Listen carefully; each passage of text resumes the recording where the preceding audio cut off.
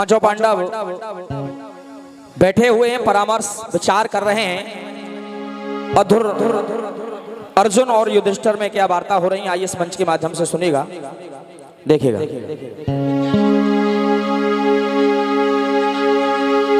और जितने भी विद्यालय के बच्चे कुर्सियों पर बैठे हुए हैं, उन सभी से निवेदन है, जितने भी बाहर से आगंतुक पधारे हैं उनके लिए कुर्सियों को खाली कर दें। जितने भी विद्यालय के बच्चे बैठे हैं कुर्सियों पर, उन सभी से अनुरोध है और आदेश भी मान लीजिए, कुछ भी मान लीजिए, बच्चों के लिए आदेश है, थोड़ा सा कुर्सियों को खाली करें और बाहर से जो आगंतुक हैं उनके लिए कुर्सियां छोड़ दें। हेलो,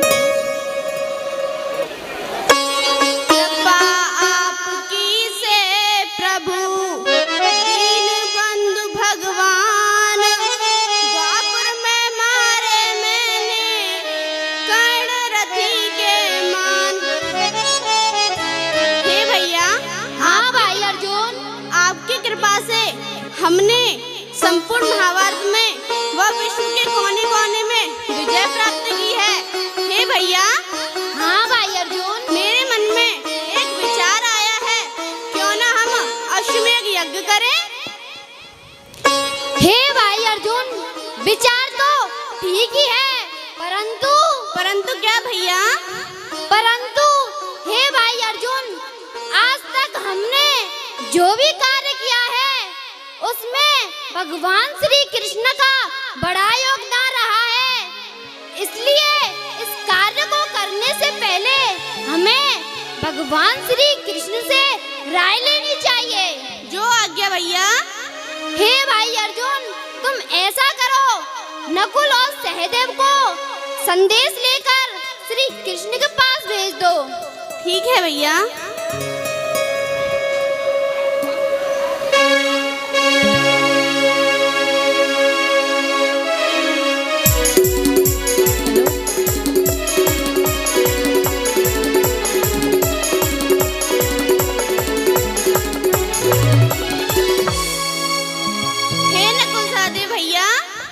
भैया, तुम दोनों इस संदेश को लेकर भगवान श्री कृष्ण के पास चले जाइए।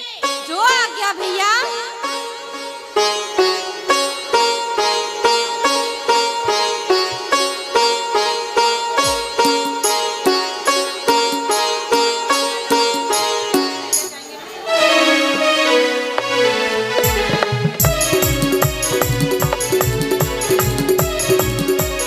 उधर नकुल और सहदेव भगवान कन्हैया के पास जाते हैं। आइए इसी बीच में एक मंच के माध्यम से एक और स्कूल के बच्चों के द्वारा एक सुंदर सी प्रस्तुति भगवान भोलेनाथ और मां गौरा की थोड़ी सी नोक झोंक इस मंच के माध्यम से देखिएगा। उधर गौरा रानी अपने पीहर को जाना चाहती हैं, इधर भगवान भोलेनाथ उनको रोक रहे हैं। आइए स्कूल के बच्चों के माध्यम से इस प्रस्तुति को देखिएगा, भगवान कन्हैया से किस प्रकार वार्ता कर रहे हैं। आइए इस मंच के माध्यम से सुनेगा। आइए कहना है। आइए इसी बीच में इस कार्यक्रम के आज के अध्यक्ष आदरणीय श्री रघुवीर प्रसाद जी गारावड़ी, उनकी तरफ से इस विद्यालय परिवार को 5,000 रुपए इस विद्यालय परिवार को सहयोग राशि प्रदान हुई है। एक बार जोरदार तालियां बजा दें मिलकर के। आज के इस कार्यक्रम के अध्यक्ष आदरणीय श्री रघुवीर प्रसाद जी निवासी गारावड़ी, उनकी तरफ से इस विद्यालय परिवार को 5,000 रुपए की सहयोग राशि प्रदान हुई है बच्चों के इस कार्यक्रम पर। एक बार दोबारा दिल से जोरदार तालियां बजाएं, खुलकर के तालियां बजा दें। बहुत बहुत धन्यवाद। उधर नकुल और सहदेव भगवान कन्हैया के पास पहुंचते हैं। आइए इस मंच के माध्यम से देखिएगा।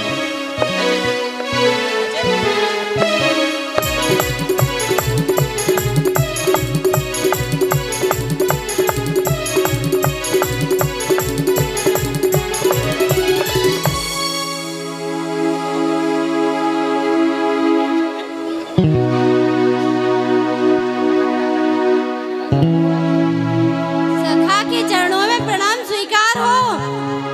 चिरंजीव रहो नकुल सहदेव, कहो कैसे आना हुआ। हे प्रभु, हमारे भाई अर्जुन के मन में एक नेक विचार आया है। क्या विचार आया है? कि प्रभु, भाई अर्जुन अश्वमेध यज्ञ करना चाहते हैं। विचार तो अति उत्तम है, परंतु परंतु क्या भगवान? परंतु हम शीघ्र उनके पास चलते हैं। ठीक है प्रभु, चलिए चलते हैं। चलिए।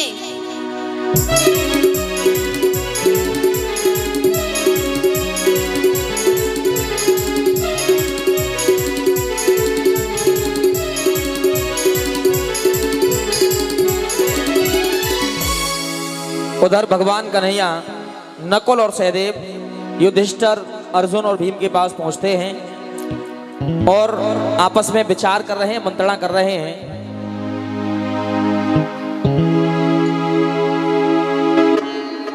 उधर अर्जुन से भगवान कन्हैया की क्या मंत्रणा हुई, आइए देखिएगा मंच के माध्यम से।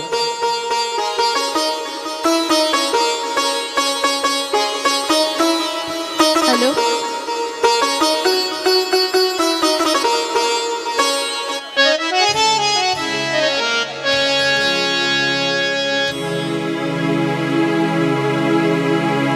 सखा के चरणों में प्रणाम स्वीकार हो।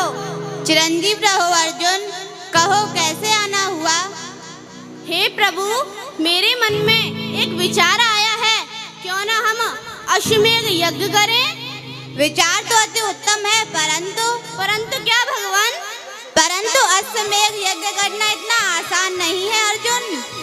क्यों प्रभु, आपको अपने भक्त पर विश्वास नहीं है? नहीं अर्जुन, ऐसा नहीं है कि मेरे लिए भक्तों की कमी नहीं है इस संसार में। क्या प्रभु, इस संसार में मुझसे भी बड़े आपके भक्त हैं, तो मैं शीघ्र ही अश्वमेध यज्ञ करना चाहता हूँ। ठीक है अर्जुन, चलिए अश्वमेध यज्ञ की तैयारी की जाए और एक घोड़ा मंगवाइए अर्जुन, और उसके माथे पर एक चुनौती लिखवा दीजिए कि जो भी इस घोड़े को पकड़ेगा उसे पांडवों से युद्ध करना पड़ेगा। ठीक है प्रभु। ठीक है अर्जुन, चलिए। आइएगा देखिएगा, उधर अर्जुन अश्वमेध के घोड़े यज्ञ को छोड़ देते हैं, देखिएगा इस मंच के माध्यम से।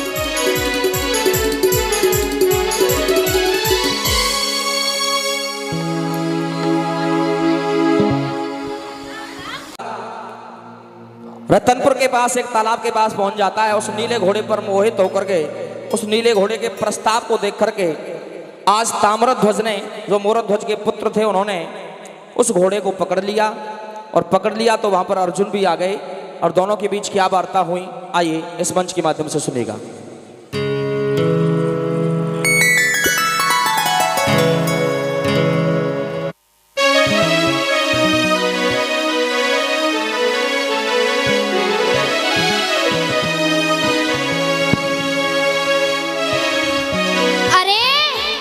कितना सुंदर घोड़ा है, ये तो मेरे मन को भा रहा है, क्यों ना मैं इसे पकड़ लूं?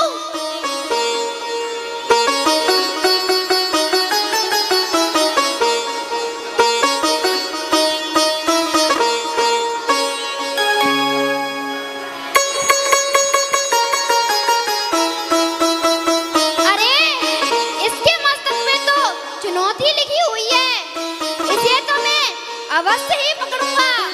चुनौतियों का सामना करना तो क्षत्रियों का कर्तव्य रहा है।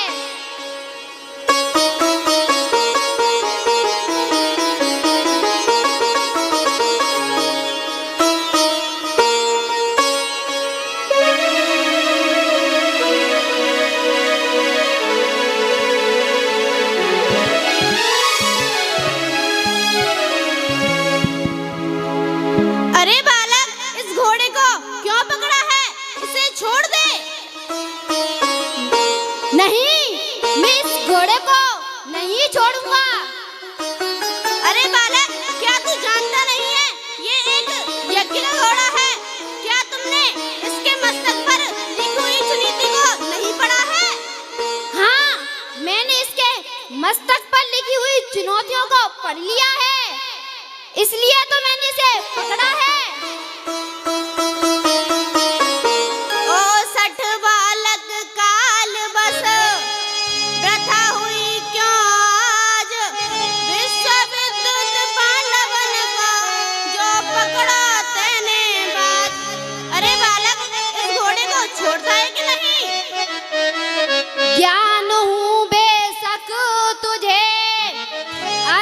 तेरो नाम, जो तुझको मंजूर है तो कर बेशक संग्राम। मैं इस घोड़े को नहीं छोड़ूंगा, चाहे इसका अंजाम कुछ भी मिले। ठीक है तो युद्ध करो। चलो युद्ध करते हैं।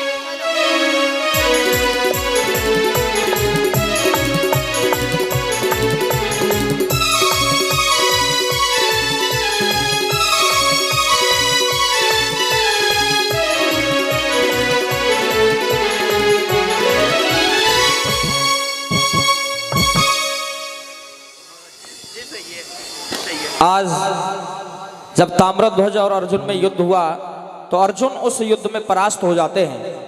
जब परास्त हो जाते हैं तो ताम्रध्वज ने घोड़े को और अर्जुन को दोनों को बंदी बना लिया और बंदी बना करके अपने पिताजी के पास महलों तक जाते हैं। आइए देखिएगा कहना क्या है। अभी युद्ध होगा भैया।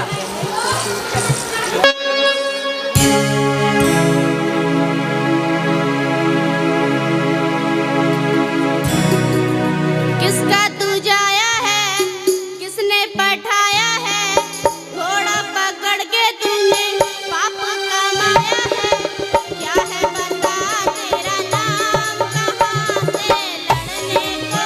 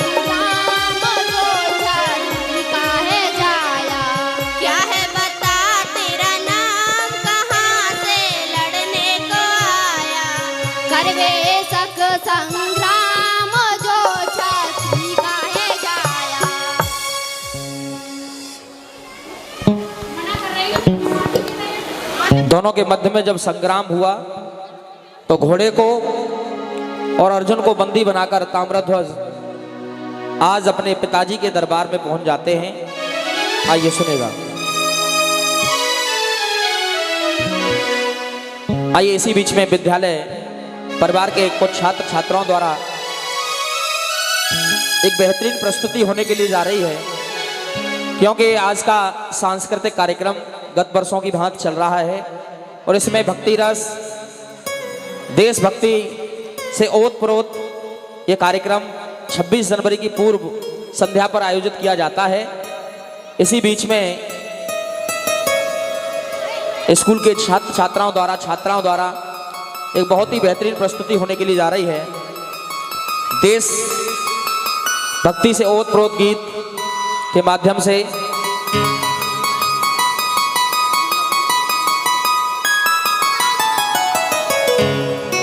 आइए देशभक्ति से ओतप्रोत एक बेहतरीन प्रस्तुति बच्चों के माध्यम से।